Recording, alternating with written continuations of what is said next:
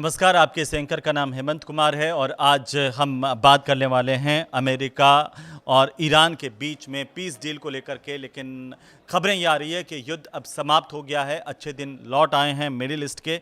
और अब इसके बाद में सवाल ये उठ रहा है कि भाई आपने जो 107 दिनों तक पूरी दुनिया में तबाही मचाए रखी, ये जो लड़ाई झगड़ा किया, एक दूसरे पर मारामारी मारकाट की, उसके बाद में जीता कौन, किसके हाथ में बाजी है, ये बहुत महत्वपूर्ण सवाल है। और इसके इर्द गिर्द के जो आपके मन में सवाल उठ रहे हैं उन पर भी हम बात करने वाले हैं। लेकिन पहला सवाल इसी बात को लेकर के कि आखिरकार अमेरिका ईरान की जंग में कौन जीता है, जो आप सोच रहे हैं।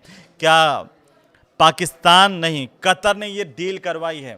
पाकिस्तान तो ज़बरदस्ती बेगानी शादी में अब्दुल्ला दीवाना की तरह नाच रहा था, उसके बस की बात नहीं। और क्या ये डील करवा दी कतर ने, और कतर बाजी मार ले गया। इसमें ये अंतर्राष्ट्रीय मीडिया में भी सवाल उठ रहे हैं और जाहिर सी बात है कि आपके मन में भी सवाल उठ रहे होंगे। एक और बड़ा सवाल है, वो ये है कि अगर डील हो गई, युद्ध शांत हो गया, तो पेट्रोल डीजल आखिरकार कब सस्ता होगा, इस पर भी बात करने वाले हैं। तो देखिए, 107 दिनों तक ये तबाही मची और इसके बाद अब ये अच्छी खबर आई है कि अमेरिका ईरान जंग करने को लेकर के राजी हो गए हैं। ट्रंप ने रविवार को ही ये बताया कि समझौता हो गया है। ईरान ने भी इसे लेकर के बयान जारी कर दिया है। अब 19 जून को स्विट्जरलैंड में एक औपचारिक तौर पर दोनों देशों के बीच में एमओयू होना है, जिसका इंतज़ार पूरी दुनिया कर रही है। लेकिन अंदर खाने डील कैसे हुई है दोस्तों, ये बहुत दिलचस्प बात है जिसको हर कोई जानना चाहता है कि भाई ये डील करवाई किसने। क्योंकि पाकिस्तान जिस तरीके से उछल रहा था कि हमारे यहाँ पर आकर के समझौता हम करवा रहे हैं, क्या पाकिस्तान कामयाब हुआ या कोई और लूट ले गया महफिल, तो वो और कौन है, तो वो और है कतर, जिसको लेकर के आपके मन में भी सवाल हैं। सवाल ये भी है कि आखिर डील में शर्तें क्या क्या हैं, क्योंकि हमने पिछले वीडियो में इस बारे में बात की थी। यह भी बताया था कि अगर ये युद्ध समाप्त हो गया, मिडिल ईस्ट की शांति हो गई, अमेरिका ईरान एक हो गए, तो क्या पूरी दुनिया में तेज़ी के साथ में अब क्रूड ऑयल के दाम गिरने वाले हैं, और गिरने वाले हैं तो भारत में इसका असर कितना आ रहा है। सबसे पहला सवाल है, क्या अमेरिका और ईरान में वाकई अब जंग खत्म हो गई है? तो जवाब सुन लीजिए। 14 जून की बात है, देर रात को पाकिस्तान के प्रधानमंत्री शहबाज शरीफ की तरफ से सोशल मीडिया पर एक पोस्ट आई और इसके जरिए ऐलान किया गया कि अमेरिका और ईरान दोनों में शांति समझौता हो गया है और दोनों देश लेबनान समेत अन्य जो मोर्चे हैं उन पर तुरंत मिलिट्री ऑपरेशंस बंद करने के लिए तैयार हो गए हैं। कुछ देर बाद में ट्रंप ने भी एक पोस्ट की और पोस्ट के जरिए ये कंफर्म कर दिया कि ईरान के साथ जो उनकी डील है वो पूरी हो गई है और साथ ही दुनिया के जहाज़ों अपने इंजन चालू कर लो, तेल को बहने दो, ये भी ट्रंप ने कह दिया। तो ईरान की तरफ से भी कुछ ही देर बाद में इस बात की पुष्टि हो गई है कि दोनों पक्षों ने एक मेमोरेंडम ऑफ अंडरस्टैंडिंग यानी कि एमओयू जो होता है उसको फाइनल कर लिया है। इसमें ईरान के जो बंदरगाह हैं उन पर अमेरिकी नौसेना जो है उसकी नाकाबंदी तुरंत हट जाएगी और मौजूदा सीज़ फायर को अब आगे बढ़ाया जाएगा, ये जानकारी दी गई। हालांकि इस घोषणा को अगर हम देखें तो जंग का अंत अभी कहना थोड़ी सी जल्दबाजी होने वाली है दोस्तों, क्योंकि इसके पीछे की वजह क्या है। पीछे की वजह बताऊं, एक तो खुद ट्रंप का बयान है कि ट्रंप का बयान क्या करा कि ईरान के साथ युद्ध रोकने का समझौता हो गया, ये ट्रंप ने कहा। लेकिन असली परीक्षा अभी भी बाकी है। वो परीक्षा कैसे बाकी है कि अगर परमाणु कार्यक्रम पर समझौते से अमेरिका संतुष्ट नहीं हुआ तो सख्त कदम उठाएगा। अब अगर परमाणु कार्यक्रम पर समझौते से अमेरिका संतुष्ट नहीं हुआ और सख्त कदम उठाएगा तो कैसी जंग खत्म हो गई, आप सोचिए। दूसरी बड़ी वजह मैं बता रहा हूं, इसीलिए कह रहा हूं कि अभी जल्दबाजी हो जाएगी ये कहना कि पूरी तरह से युद्ध खत्म हो गया है। दूसरी है कि इजराइल का रवैया, क्या आप देख रहे हैं कि किस तरीके से वहां पर इजराइल अब बागी हो गया अमेरिका से। वो जो दोस्ती चल रही थी याराना वाली, वो टूट गई है, क्योंकि समझौते की जैसे घोषणा हुई उससे पहले इजराइल ने लेबनान पर बाकायदा बमबारी की है और इजराइल ने दक्षिणी लेबनान से अपनी सेना नहीं हटाने के संकेत दिए हैं। और इजराइल के राष्ट्रीय सुरक्षा मंत्री जो हैं इतमार बेन ग्वीर, उन्होंने अमेरिका ईरान की ये जो पीस डील है इस पर कड़ी नाराज़गी जताई है। तीसरी बड़ी बात है कि ईरान की शर्तें।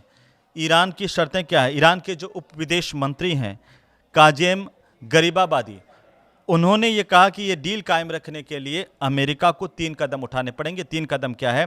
क्योंकि पहला कदम है नौसैनिक जो नाकाबंदी है समुद्र पर उसको तुरंत खत्म करना, युद्ध और अन्य सैन्य जो कार्रवाई है उसको रोक देना और ईरान के फ्रीज्ड फंडों को जारी करना। अब भाई इस पर क्या बात बन गई है ये तो अभी सामने नहीं आया, क्योंकि जेनेवा में कहा जा रहा है स्विट्जरलैंड में कि 19 जून को एक एमओयू होगा, उस पर साइन होंगे और इस पर अभी इंतज़ार करना होगा। और अमेरिकी मीडिया क्या कह रहा है कि राष्ट्रपति ट्रंप या उपराष्ट्रपति जेडी वेंस हो समझौते पर डिजिटल साइन करेंगे और इसके बाद 60 दिनों तक के दौर की बातचीत होगी और फिर उसके बाद फाइनल एग्रीमेंट आएगा। ये जो बात सामने आ रही है 19 जून वाली कि 19 जून को एक एमओयू होने वाला है, ये सिर्फ एक औपचारिक एमओयू है, आप ध्यान रख के चलिए इसको। इसके बाद 60 दिनों की प्रक्रिया को फॉलो किया जाएगा और उसके बाद में कोई फाइनल एमओयू, फाइनल एग्रीमेंट तय होगा इन 60 दिनों में। अभी कोई फाइनल एग्रीमेंट संधि नहीं हुई है।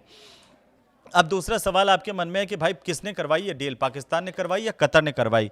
अंदर खाने क्या बातें चल रही है? तो देखिए, जंग जब शुरू हुई और उसके बाद सुलह कराने की कमान सबसे पहले पाकिस्तान ने संभाली थी, लेकिन आखिरी दौर में बाजी आ गई कतर के हाथ में, कतर ने बाजी पलट दी। पाकिस्तान तो बेगानी शादी में अब्दुल्ला दीवाना बनकर रह गया फिर तो भाई 3 मार्च को जो पाकिस्तान के विदेश मंत्री हैं डार, उन्होंने पाकिस्तान की संसद में पहली बार ये कहा कि हम बातचीत कराने के लिए, सीज फायर के लिए तैयार हैं। 18 मार्च को डार जो है वो सऊदी अरब गए। यहाँ पर सऊदी अरब, तुर्की और मिस्र के साथ मिलकर के सीज फायर की बाकायदा एक ज़मीन तैयार की गई और 7 अप्रैल को क्या हुआ, जब 2 सप्ताह का सीज फायर का ऐलान हुआ, तब इन्होंने खुद उछल कूद मचाई कि भाई हमने सीज फायर करवा दिया, देखो हम तो मध्यस्थता करके कहाँ तक ले आए। और इस दौरान सोशल मीडिया पर क्या लिखा कि शहबाज शरीफ और मुनीर के कहने पर किया, ये ट्रंप ने बाकायदा जानकारी थी। 12 अप्रैल को इस्लामाबाद में 21 घंटों तक की दोनों पक्षों की मीटिंग हुई, लेकिन कोई नतीजा निकला नहीं था। लेकिन 23 मई को आइए उसके बाद में 23 मई को असीम मुनीर पहुंच गए अचानक से तेहरान पहुंचे और यहां पर विदेश मंत्री अब्बास अरागची से उन्होंने मुलाकात की। इस मुलाकात के बाद दोनों पक्ष जो है 60 दिन के सीज फायर को बढ़ाने पर सहमत हुए थे और अब सिर्फ ट्रंप और ईरानी सुप्रीम लीडर का फैसला जो है इसके बाद आना बाकी रहा। कई महीने, मतलब जैसे इसके बाद समय बीता और मई के महीने के आखिर तक कतर जो है वो सिर्फ डील कराने में पाकिस्तान का सहयोग कर रहा था, लेकिन बाजी उसने फिर अपने हाथ में कैसे ली आप देखिए। फिर फ्रंट सीट पर कतर आया और 1 से 5 जून के बीच में आप देखिए कि कतर की राजधानी दोहा में अमेरिका और ईरान के जो प्रतिनिधि है उन्होंने ईरान के फ्रीज जो एसेट्स हैं, फ्रीज फंड हैं, उनको रिलीज करने और हॉर्मुज के मुद्दे पर कतर में बातचीत हुई। अब अंतर्राष्ट्रीय मीडिया में रॉयटर्स के हवाले से ये बताया गया कि 14 जून को भी कतर के अधिकारियों ने तेहरान पहुंच करके ईरानी अधिकारियों के साथ एक बैठक की और ईरानी मीडिया कह रही है कि कतर ने ही डील फाइनल करवाने में महत्वपूर्ण भूमिका निभाई है, ईरान की मदद की है। 14 जून को पाकिस्तान के प्रधानमंत्री शहबाज शरीफ, उन्होंने एक्स पर लिख दिया कि 24 घंटे में डील फाइनल होने की बात लिखी। उसके बाद ट्रंप का भी बयान आया। तो कोई भी बड़ा अधिकारी इस दिन तक पाकिस्तान का ईरान में मौजूद नहीं था। कतर ने किस तरह की भूमिका यहाँ पर निभाई है, ये बड़ी बात है। और तीसरा एक महत्वपूर्ण सवाल है इसको लेकर के, वो है कि किन किन बातों पर दोनों देश राजी हुए हैं। तो 14 पॉइंट के एमओयू में आपको पढ़ के सुना देता हूँ कि ईरान, लेबनान, बाकी सभी मोर्चों पर युद्ध तुरंत बंद होगा। अमेरिका और इजराइल फिर कोई नया युद्ध शुरू नहीं करने की गारंटी देंगे। अमेरिका इजराइल की ओर से भी सुरक्षा की गारंटी होगी। ईरानी जहाज और समुद्री व्यापार पर जो पाबंदियां लगी हुई है वो खत्म हो जाएगी। 30 दिनों के अंदर समुद्री व्यापार को पहले की तरह से बहाल कर दिया जाएगा और हॉर्मुज स्ट्रेट व्यापार के लिए दोबारा खुल जाएगा। ये इसकी शर्तें हैं। ईरान के $24 बिलियन के जो फ्रीज फंड हैं उनको जारी किया जाएगा, अमेरिका की तरफ से रिलीज करेंगे। 9वीं बात है कि शुरुआती चरण में फ्रीज्ड फंड जो का है आधा हिस्सा जारी होगा, आधा बाद में होगा। अमेरिका और ईरान तेल बंदरगाहों और बाकी प्रतिबंधों को हटाने की शुरुआत करेंगे। यह शुरुआत अब हो गई है, जैसे कि अमेरिका ने कह दिया है। 11वीं बड़ी बात है इस डील की कि बातचीत के दौरान अमेरिका ईरान पर कोई नया प्रतिबंध नहीं लगाएगा जब तक भाई बातचीत चल रही है। अभी एमओयू 19 तारीख को होना है, उसके बाद 60 दिन में फाइनल एमओयू करेंगे और वो फिक्स माना जाएगा, लेकिन अभी शुरुआती है। ये जो शर्तें हैं वो आपस में एग्री हुए हैं दोनों देश। तो अमेरिका 30 दिनों के अंदर ईरान के आसपास से सैन्य मौजूदगी को कम कर लेगा। अब आते हैं परमाणु हथियार। देखिए, इस डील के अंदर सबसे बड़ी बात मैं आपको बताऊं, ईरान जो है वो परमाणु हथियार नहीं बनाएगा, ये साफ हो गया है। 60% एनरिच्ड यूरेनियम के मुद्दे पर आगे बातचीत होगी। आगे वाले 60 दिन में, 60 दिन तक आखिरी की बातचीत होगी और इसमें परमाणु कार्यक्रम प्रतिबंधों में राहत, साथ साथ युद्ध के बाद पुनर्निर्माण जैसे मुद्दों को लेकर के भी समझौतों की कोशिश होगी। लेकिन अब बड़ा सवाल क्या है? बड़ा सवाल यह है कि आखिर में ये जंग जीता कौन है? तो इसमें अलग अलग बातें हो सकती है कि कौन जीता। अमेरिका दावा कर सकता है कि अमेरिका ने जीती है, ईरान दावा कर सकता है ईरान ने जीता, लेकिन दुनिया का नुकसान हुआ। ये बात तो परफेक्ट है, ये बात तो है। लेकिन अभी जितना MOU को हमने देखा है, सुना है, उसमें दोनों के अपने अपने हित है और दोनों में सबसे बड़ी बात अपर हैंड जो है वो ईरान का है कि हम कह सकते हैं कि इस युद्ध को इतना लंबा समय चलने के बाद ईरान ने जीत लिया, ईरान ने अपनी शर्तें मनवाने में कामयाब रहा।